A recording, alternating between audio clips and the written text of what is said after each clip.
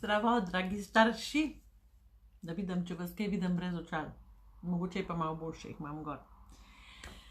Evo, prazniki so mimo, jaz upam, da ste preživeli čudovite počitnice. Upam, da ste bili povezani vsaj večino časa, ker se zmer ne smemo biti, veste, ker pol je živ dolg čas. Če je preveč podcukrano, je dolgočasno. Hicam se.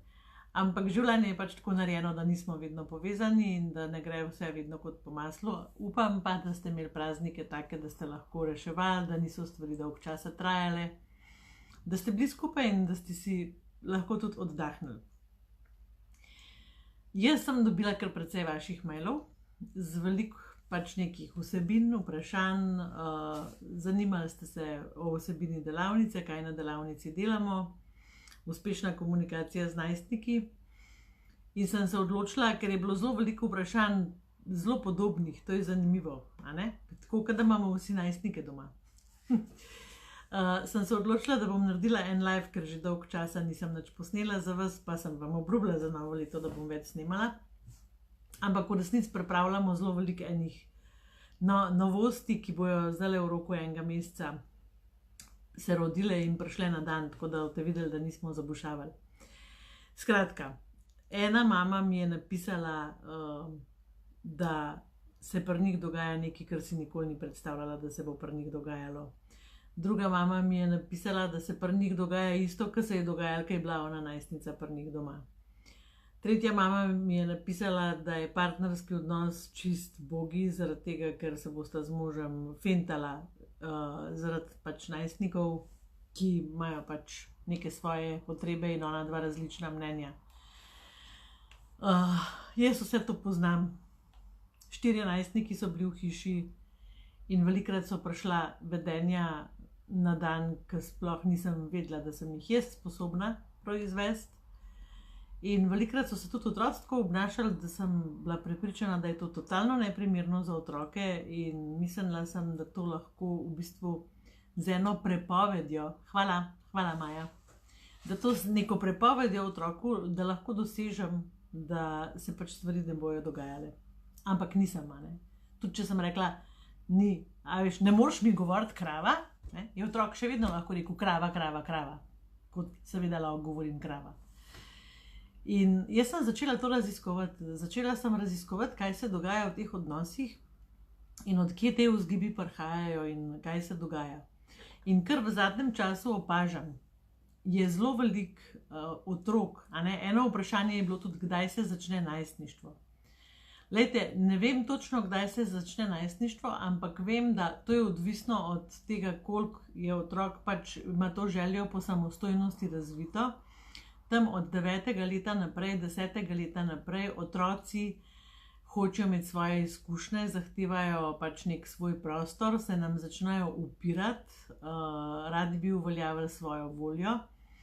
In seveda zaradi tega prihaja, ker smo mi včasih pač nepopustljivi in vsiljivi, prihaja do zelo hudih izpadov, lahko tudi nasilja. Zadnjič sem imela eno mamico, 12-letnik, ki je pač skočil vanjo, a ne? Jaz sem absolutno mama, ki sem prepričana, da meje morajo biti, meje morajo obstajati, po drugi strani pa tudi vem, da pri najstnikih moramo presoditi, kaj je tisto, kar mi zares nujno moramo zamejiti, kje pa otroku lahko pustimo njegovo lastno izkušnjo. Zaradi tega, ker bo drugače ta težnja po tem prostoru, ki ga najstnik potrebuje, po našem zaupanju, da mu zaupamo, da bo v tem prostoru on funkcioniral v redu, ta potreba je toliko velika, da zaradi tega otroci eni postanejo nasilni, eni začnejo lagati, eni si ukradajo to, pač, a ne, imajo skrivnosti. In zelo veliko staršev poznam, ki se jim meša od tega, ker ne vejo več niti, kje njihov otrok je, niti kdo so njegovi prijatelji, niti kam zahaja. In jaz verjamem, da tega vi nočete, sploh pa ne toliko zgodaj, 12 let, a ne, pač zelo zgodna doba. In kar je pomembno takrat, naša vloga staršev je, da imamo mi odziv, ki povezuje. To je mi zadnjič ena mama rekla, kaj je to odziv, ki povezuje. Glejte, odziv je to, da pač otrok nekaj naredi in mi se na to odzovemo. Odzovemo se lahko s kritiko, odzovemo se lahko z grožnjo, odzovemo se lahko s prepovedjo, odzovemo se lahko z radovednostjo, odzovemo se lahko s humorjem, odzovemo se lahko na tak način, da otroka primerjamo z drugimi in veliko teh stvari pač nas ne povezuje. Tukaj morate opazovati, kaj se v vaši družini dogaja. Jaz vem, na strani 80 v knjigi Štekani najstniki in starši, ki štekajo, imate napisane nepovezovalne navade. In jaz vem, da te nepovezovalne navade so meni delale zelo veliko preglavic, zato ker sem tudi imela sem tudi izkušnjo oziroma vzorc takšen, odprej in mi je bilo težko zamenjati ta vzorc. Skratka, grožnje, primerjanja z drugimi, kritika, nenehna kritika, skozi nam nekaj ni všeč, skozi jih nekam rinemo, skozi nekaj od njih zahtevamo, kar naprej smo v resnici neprijazni.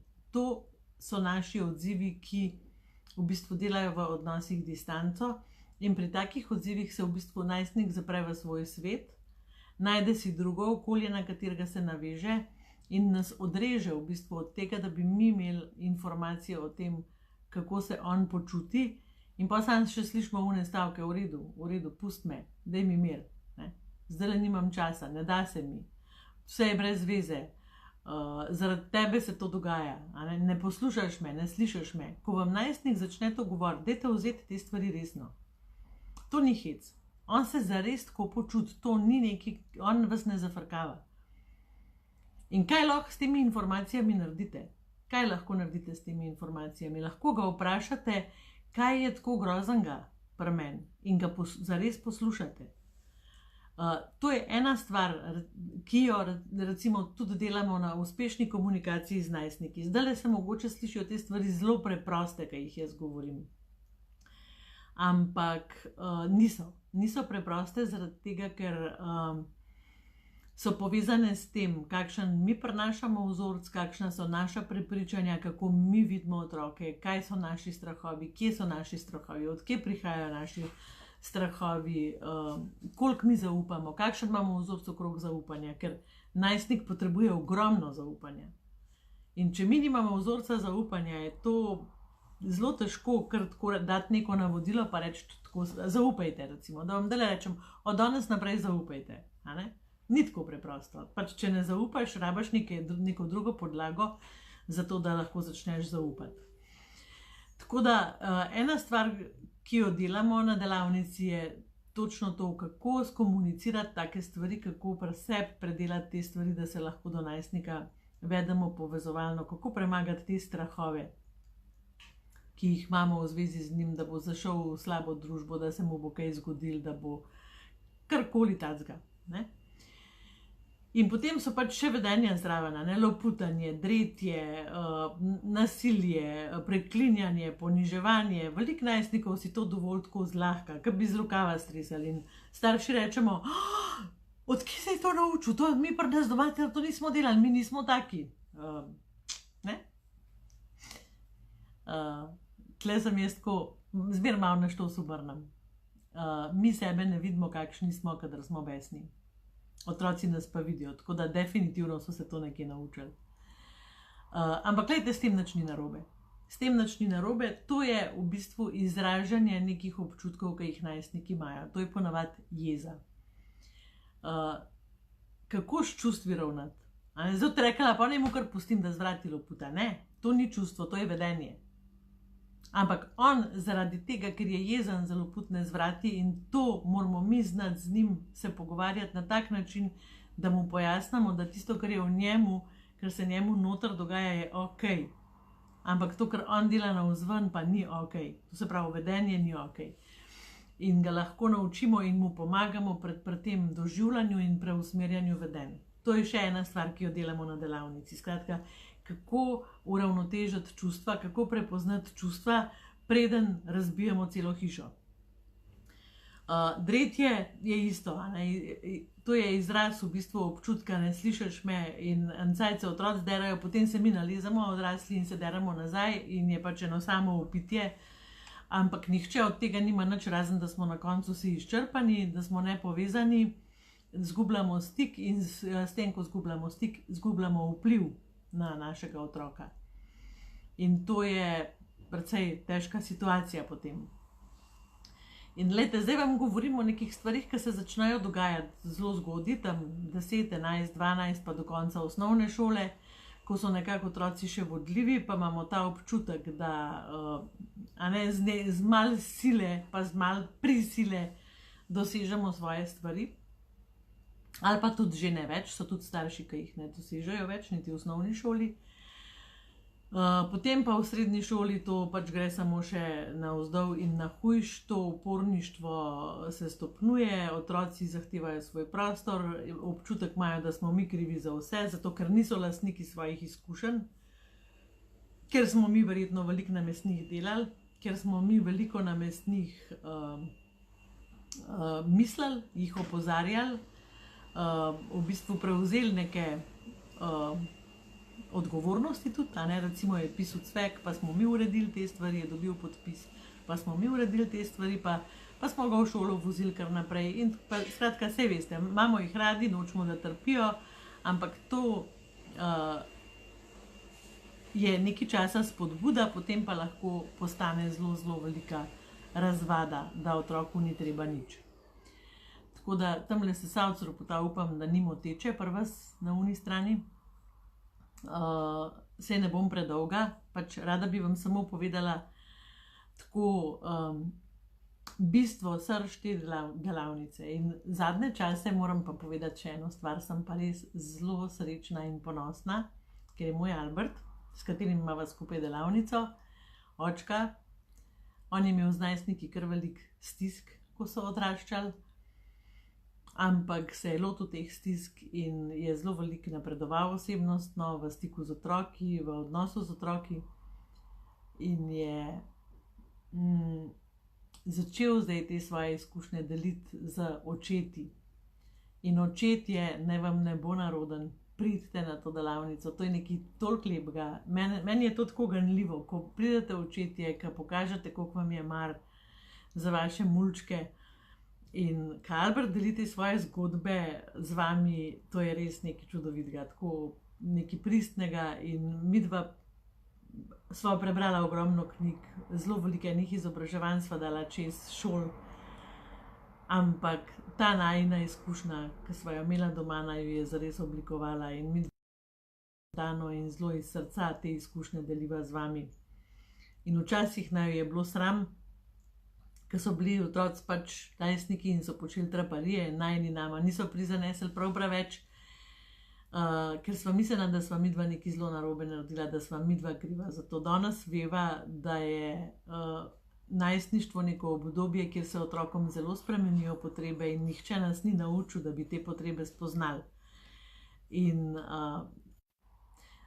upam, da me ni čist prekinili. Skratka, delavnica Uspešna komunikacija z najstniki je delavnica, ki vam bo dala zelo veliko ene izkušnje, ki si jo boste zapomnili za vedno. To ni nekaj, ki je za 5 minut, to ni nekaj, ki si boste zapisali v zvezke, to je nekaj, kar boste doživeli. V družbi z nama, z najinim znanjem, z najino izkušnjo. In zadnjič je še en komentar, ena mama je rekla, a pol bom mogla jaz vse te stvari, katerih se sramujem, deliti pred skupino drugih staršev. Glejte, najina prva stvar, ki jo zares želiva doseči, je, da se starši počutite varno na teh delavnicah. In tisti starši, ki ne želite govoriti, vam ni treba govoriti. Ampak garantiram vam, da do zdaj še noben starš ni bil tiho, ker ste se zelo hitro vsi začeli počutiti varno in ste veliko odnesli od teh delavnic. Link za delavnico vam bom pripela na koncu spodaj v komentarje. Jaz upam, da sem kaj koristnega povedala danes. A veste, rešitve je težko natresti takole, odgovore je težko natresti, zaradi tega, ker ni receptov. Jaz bi vam tako rada dala recept in bi rekla, da to deluje pri vseh enako. Ampak imam pa sestavine, kako si vi lahko sestavite ta recept. In do teh sestavin lahko pridemo skupaj v nekem procesu skupnega delovanja. In to se zgodi na delavnici, ki traja v petek popoldan in v soboto cel dan. In zelo lušten je na teh delavnicah. Zelo se povežemo in zelo se imamo fajn. Tako da ste vabljeni, ker imamo še nekaj prostih mest in to je zadnja delavnica pred poletjem. Ta je pa res zadnja, ker smo zdaj že za 2 rekli, ampak je bilo pol tako zanimanje, da smo pač zmer razpisali še eno. Ta je pa res zadnja, zato ker čez poletje bomo pripravili, pač bomo delali na drugih projektih, ki se bodo potem nadaljevali jeseni. Tako da želim vam, da je življenje prijazno z vami in da je vaš najstnik tisti najstnik, ki ve, da tudi kadar kaj poserje, se lahko zateče k vam. In da ste vi taki starši, ki mu znate ponuditi takrat varno pristanišče. Srečno!